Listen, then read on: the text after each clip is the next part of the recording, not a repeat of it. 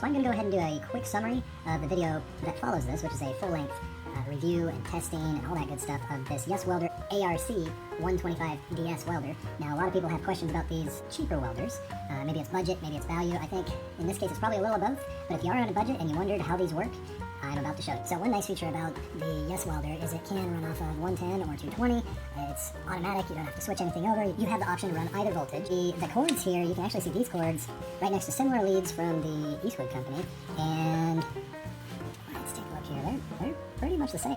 I don't know if the inside matches the outside, but other dimensions look pretty good. Twist lock. The twist lock on these, it says DKJ10-25, and it's pretty close. So this is the Eastwood welder, and it also says DKJ10-25. It has a slightly different profile. I was able to get this one to lock into the YESWELDER, although I don't think either manufacturer would recommend it. It's in the full-length video if you want to take a look at that. I did operate the welder on both voltages. It was really difficult to see a difference. I don't know if I was just kind of being superstitious about it. I felt like it ran better on 220, and I know it's more efficient and all that jazz, but it seemed like it arced a little easier and it was a little smoother when I was welding. If you have the option, I would recommend 220. I just recommend it anyway because it's more efficient. Why not? But for me, it was almost exactly the same as welding with the 110, so hard to say. You'll have to try it for yourself and see if you think it's smoother. Now, so far as the long-term durability of these welders, there's a lot of naysayers, people that say don't get an $80 welder. I built this entire welding cart, which you'll see in the video if you watch it, with this little 110 welder. I was able to hook it up to a scratch start TIG, and I TIGged some of the pinholes. I did some of the more delicate work with the TIG welder, and it worked just fine. So let's just say you buy it for $80 and it only lasts 3 years.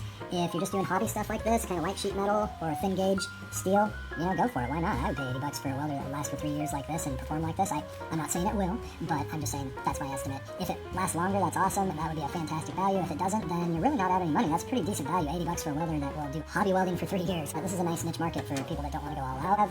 Spend $80, learn how to weld, fun time. If you're a hobby welder or even an artist, I think artists could find use in this. I think it would be more on the TIG welder side. If I was going to do like copper or bronze pieces and I was going to weld them or cast iron or any of that, I would prefer to use the TIG side, which it doesn't come with this, but you can get a scratch start TIG rig for about $30, and then obviously your argon and your model. Definitely an option for part-time artists or people who sculpt with metal and they want to do some light welding. But if you want to do the copper or some aluminum or anything like that, TIG on this would be pretty fun. As long as it's light gauge, you shouldn't have a problem. I didn't have any problem TIGging with either just straight with the parent metal or adding fill rod. Either way, it TIGged really well. I didn't have a problem. I had a multi-process welder. I got it. It had a TIG rig that was scratch start, and I just put that on the YESWELDER and welded right up with it. Didn't have a problem. So as far as the long-term durability, it remains to be seen. It's performed really admirably. I haven't had any issue with it so far. A couple things I notice: the ground clamp, if you really overextend it and then put it on something, it does have a tendency to kind of bend because it is light-duty sheet metal. Other than that, this works pretty good. It's not, the most durable. If you were to run it over with a car, it wouldn't take a beating like that. But if you take care of it, you should be able to work with it. And then if anything does break, replacement parts for these types of things aren't too expensive. So the electrode holder held up pretty good. I did notice that the head got a little bit loose. I haven't tried to tighten this up yet. I just wanted to show what it was like after, I don't know, about accumulatively maybe 5 hours of welding. Did a few other projects. But it's just a little bit loose. It's not too bad. Some of that may have been my own bad habit. I have a lot beefier welder, and usually when I get down to the end of the stick, I just go ahead and open it and go pop like that, and just pop the electrode out, put the new one in. No big deal. And I did that with this one, and it got a little loose. Some of the insulator came off there, but it still worked really well. Still haven't had a problem. I plan on using it later, probably for light duty scratch start TIG. So I kind of had this one was the one that filled my arc welder roll before. For some of the light duty stuff, I think I'm going to be using this one more often. It's just easier, it's lighter. This thing, I put it on the cart, and I'm not sure exactly how much, but I'm going to go right around 170 pounds. That thing was heavy. So you can haul this around just about anywhere, no problems, and as long as you got a really good quality extension cord, you can get this pretty much anywhere.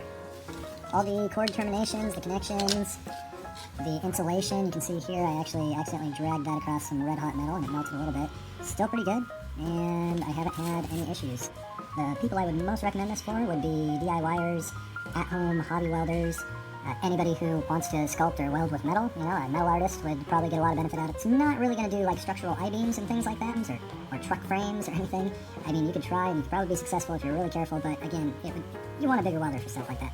But for everything smaller than that, I think it would work just fine. And it's a great way to learn. If you're not aware of how to weld, or if nobody's ever showed you how to weld, you can get on YouTube, you can get this for about $80, and you can be on your way to welding successfully. Alright, so we're trying out this little YESWELDER. It's the ARC 125DS. I've done a little bit of TIG welding with it and was pleasantly surprised. There we go, nice. Very nice, okay. Yeah, once you get that arc, not too bad at all. Back and forth, back and forth. Looking pretty good there. I'm going to pull right off of it. We don't have a pedal. See, a little bit of heat discoloration there. Got nice full penetration. They're all one piece now. You can see where they used to be separate pieces and welded them together. What I'd like to do is test this by showing you kind of a project that a beginner welder, which I think is the demographic audience for this particular welder, might make, and that's a welding cart. And I'm going to be doing that with just some scrap items I have laying around the garage. Got a top shelf of a toolbox that I don't use anymore. I've got a bunch of actually IKEA bed frame parts that I took apart recently and thought I could use.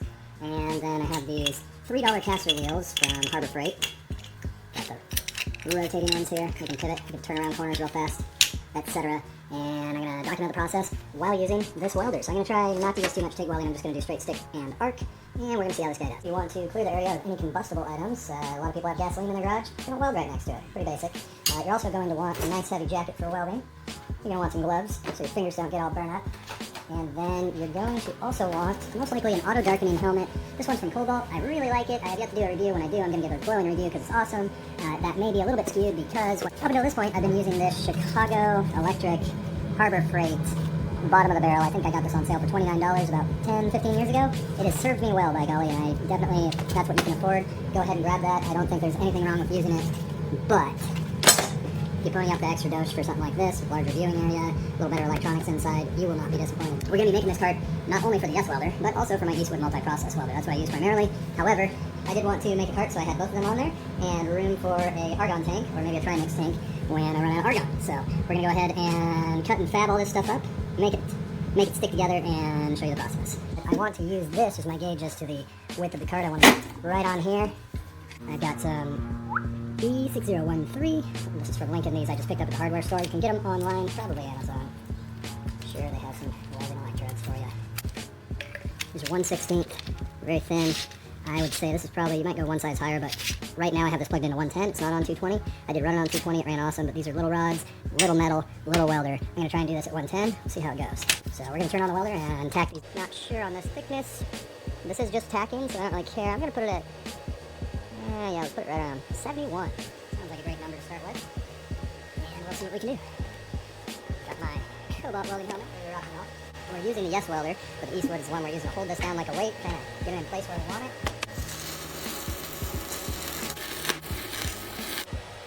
Alright, so we bumped it up to about 74, 75 amps with penetration we needed. I was trying to be generous and kind of the thin portions of the steel, but it wasn't penetrating the thicker steel. So we're back up to 74. Pretty sure.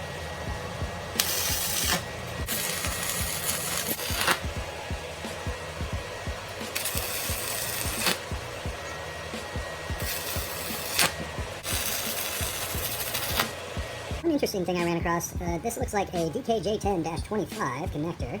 This is coming from the YESWELDER. And then I actually grabbed, this is the TIG torch from the Eastwood company. And it also says DKJ10-25.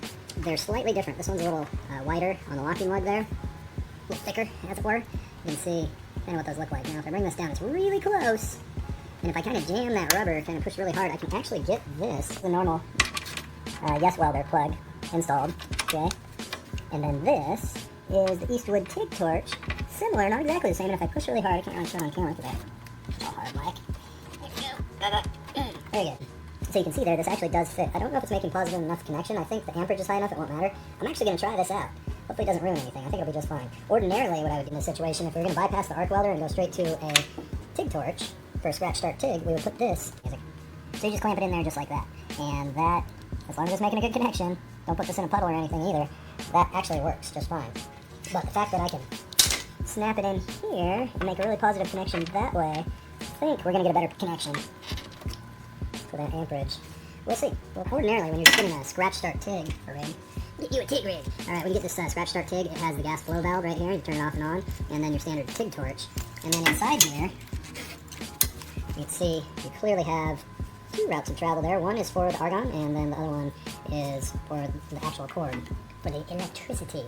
Ordinarily, when you have that, it doesn't have the twist fitting, you usually have this, and that just goes on your argon gas bottle right here. Put the fitting in, twist it up, and then that little tab goes like that. Or if you have one of the terminations on here that screws in, you can actually bolt it on. Either way, it works. It's for scratch start only. We don't have a pedal on this. I'm going to actually try that out a little bit, see if it will work with that connection. If it does, that's pretty awesome.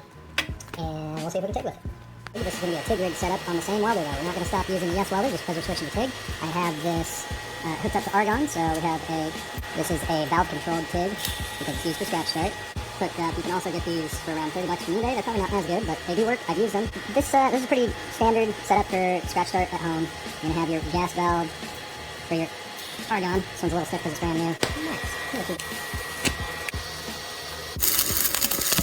Kind of resembles, now that I'm looking at it, a hotel luggage rack. So if you find one of those and you don't want to waste time making one, it might work pretty good for this.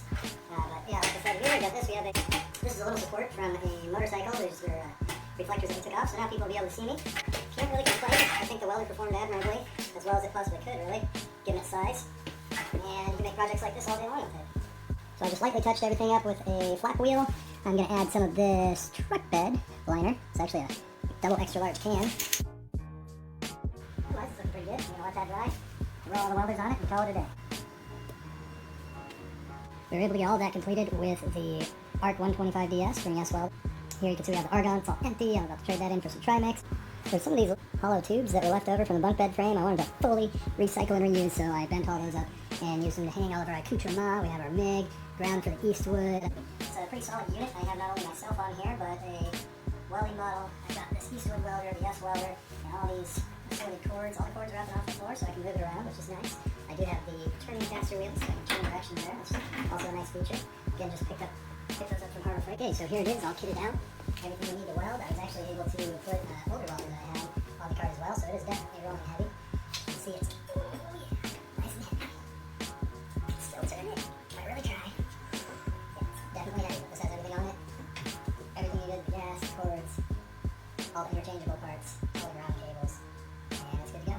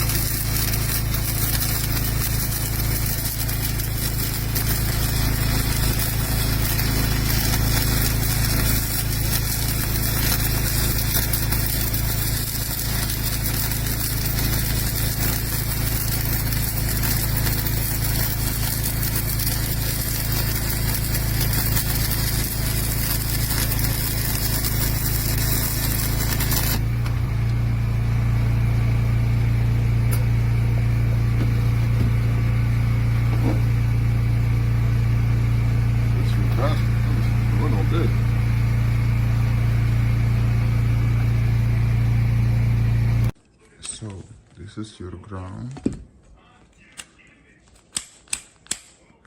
Feels awesome for $100. This is your positive, like stick holder. Very springy, very like tough. Looks good for the moment. Plastic, but looks good. This is your instruction with this